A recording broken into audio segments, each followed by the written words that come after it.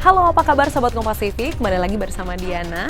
Hari ini kita akan menyimak kembali 3 berita pilihan Kompas TV yang tentunya paling populer dan juga menarik yang terjadi hari ini. Kira-kira ada apa saja? Nanti kita akan bahas dan juga menyimak bersama. Tapi di ujung Top 10 News hari ini, Diana juga akan mengingatkan kembali bagi sahabat Kompas TV yang masih pengen ikutan giveaway Kompas TV yang tentunya berhadiah menarik. Siapa yang udah lupa, tapi siapa juga yang masih ingat ya. Nanti di akhir acara kita akan mengingatkan kembali, tapi sebelum itu jangan lupa subscribe dulu channel Kompas TV. Berita pertama soal aksi pengeroyokan yang dilakukan oleh sejumlah warga negara asing terhadap anggota kepolisian.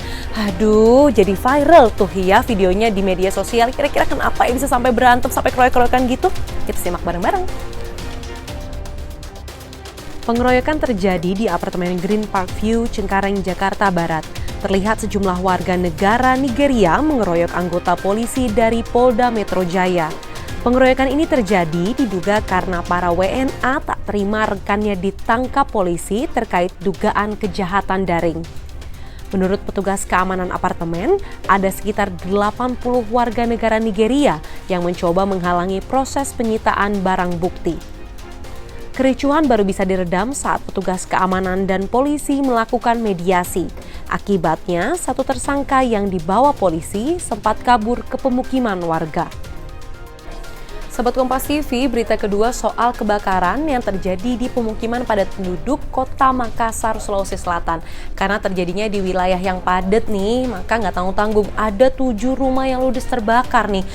Semoga saja kejadian seperti ini tidak terulang lagi. Kemudian para korban bisa diberikan bantuan yang layak, tentunya memang untuk sementara sampai setidaknya mereka bisa pulih kembali seperti semula. Dari rekaman video amatir yang direkam oleh warga, terlihat api dengan cepat membakar rumah warga di Jalan Macini Gusung, Kecamatan Makassar. Api muncul dari salah satu rumah yang terbakar. Api kemudian menyala dengan besar, kemudian melahap rumah yang ada di sekitar. Warga setempat mencoba membantu memadamkan api dengan alat seadanya, namun kebakaran tak kunjung padam. Api malah semakin membesar. Dan api baru bisa dijinakan setelah 21 mobil pemadam kebakaran Kota Makassar diterjunkan ke lokasi untuk memadamkan api. Meski tidak ada korban jiwa dalam peristiwa ini, kerugian ditaksir mencapai ratusan juta rupiah. Sementara itu, untuk warga korban kebakaran yang tidak memiliki tempat tinggal, akan dibuatkan tenda dan dapur darurat. Sekarang di wilayah Macini Gusung, ini data untuk sementara yang kami terima itu ada 7 rumah, 12 kepala keluarga. Itu ada juga sebagian dari bangunan dari Polsek Makassar ada yang terdampak juga. Tadi sudah diarahkan untuk pemasangan tenda di sini untuk sementara saudara-saudara kita yang tidak mempunyai tempat tinggal. Logistik dan lain-lain untuk masyarakat ini bagaimana nanti? Tadi Pak Lurah juga sudah sementara baru mohon ke koordinasi dengan pihak Dinas Sosial dan BPBD. Sahabat Kompas TV, ini saatnya kita bicara soal update kasus penularan COVID-19 di Indonesia. Kita lihat di layar terlihat hari ini per 28 Juni 2020 ada tambahan 1.198 kasus hingga yang terkonfirmasi itu ada 54.010 orang. Nah, ini kita bisa lihat memang penambahan kasus yang masih cukup banyak saat ini, tapi kabar baiknya angka ataupun perkembangan kasus sembuh per hari ini itu mencapai angka tertinggi, yakni bisa sampai 1.027 orang nih yang sembuh. Dan angka yang meninggal pun berada di angka yang cukup rendah, yakni 34 kasus.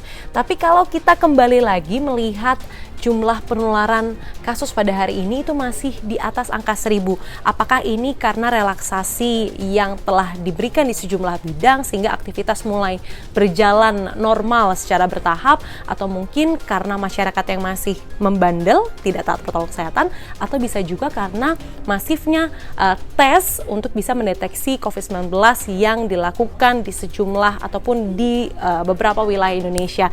Tentu kita sebagai masyarakat harus memegang teguh teguh nih konsistensi dan juga komitmen untuk bisa tetap taat protokol kesehatan meskipun kita mulai beraktivitas secara normal. Misalnya nih sahabat Kompas TV ada yang sudah mulai kerja, tentu protokol kesehatan masih harus jadi prioritas supaya risiko penularan COVID-19 juga bisa terminimalisir, supaya kita semua bisa tetap sehat. Ya sahabat Kompas TV.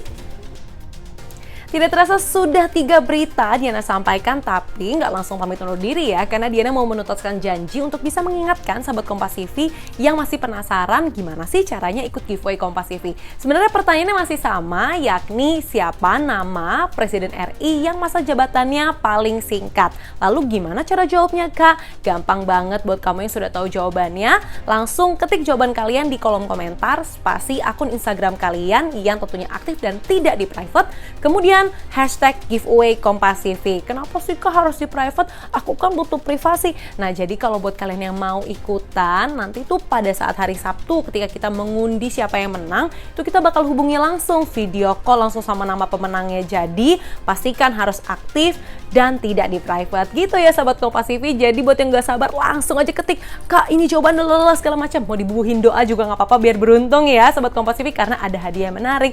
Kayak nggak kayak gini sih, ini piala ya, hadiah dari Kompas TV, tapi menarik gitu ya. Rasanya sudah tugas Diana menyampaikan 3 berita terpopuler, kemudian sudah mengingatkan kembali sahabat Kompas TV soal giveaway Kompas TV. Kira-kira mungkin ini saatnya Diana pamit undur diri ya sahabat Kompas TV. Sampai jumpa, sampai bertemu lagi, sehat-sehat terus.